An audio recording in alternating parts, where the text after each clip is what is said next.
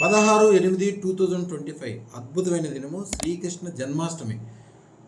ఏ మాత్రం చదువు తెలివి బుద్ధి లేకపోయినా కూడా అందము, మెయిన్ రోడ్డు మీద అన్ని ఆస్తులు, వందల కోట్ల రూపాయలు విలువైన బంగారాలు, బ్రహ్మాండమైన సక్సెస్ పొందడానికి మార్వాడీలకు కానీ సింధీలకు కానీ జైనులకు కానీ వారు పూజించే దేవత శ్రీకృష్ణుడు మాత్రమే. శ్రీకృష్ణుడికి సంబంధించిన ఒక అద్భుతమైన మంత్రం కూడా ఇస్తాను.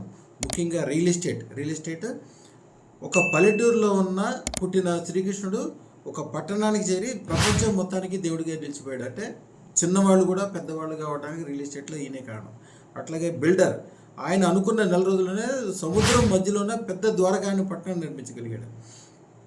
అలాగే సంతానం కోరుకునేవాళ్ళు, వివాహం కోరుకునేవాళ్ళు, అధికమైన సంపదలు, అన్ని రకాలైన పదవులు కోరుకునేవాళ్ళు.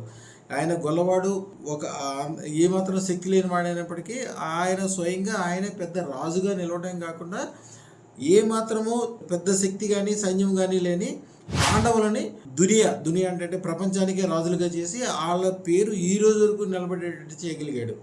శ్రీకృష్ణుడి యొక్క అదృష్టత్రం పెట్టుకోవడానికి ఉత్తర భారతదేశంలో మెయిన్ దినం ఇదే అనుకుంటారు. ఎందుకంటే ముఖ్యంగా ధన ధాన్య సుఖ సంతోష సౌభాగ్యాలు, ముఖ్యంగా మనోకామనాలు ఇష్టం. ఎప్పుడో నుంచో ఎన్నో పనులు వ్యవహారాలు ఏదో చేద్దాం అనుకుంటారు, అది అవ్వదు. అది ఎమ్మటే ఈ రోజున చిన్న మంత్రం 108 సార్లు మంత్రం చదువుకొని శ్రీకృష్ణుడికి వీలుంటే నెమలి పింఛము తెచ్చుకోవాలి, లేకపోతే మారేడు ఆకులు, లేకపోతే తమలపాకు పెట్టి దాని మీద పెట్టాల్సింది నెయ్యి.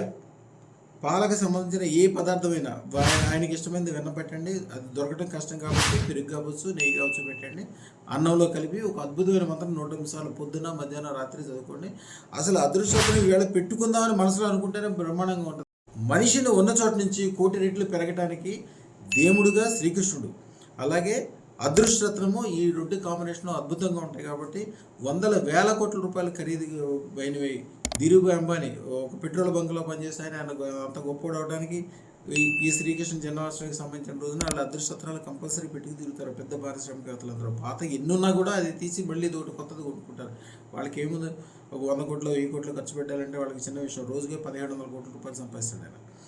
మంత్రము చెప్తాను, జాగ్రత్తగా వినండి. శ్రీకృష్ణుని యొక్క బీజాక్షరము క్లాం. ఆయనకి అధిదేవత శ్రీం. శ్రీం అంటే లక్ష్మీదేవి. శ్రీం క్లాం క్లాం క్లాం కృష్ణాయ సర్వ సంపదాన్ మనోకామనాభీష్టం ప్రయచ్చ స్వాహ. ఇది మంత్రం 108 సార్లు చదువుకోవాలి. లాస్ట్లో అంతా అయిపోయిన తర్వాత వెన్నపూస కానీ పాలకు సంబంధించిన ఏదో ఒక పదార్థం ప్రసాదం పెట్టండి. దాంట్లో వీలైతే కొద్దిగా బెల్లం కలపండి. ఒక అదృష్టరత్నం కంపల్సరీ ఈరోజు ధారణ చేయడానికి.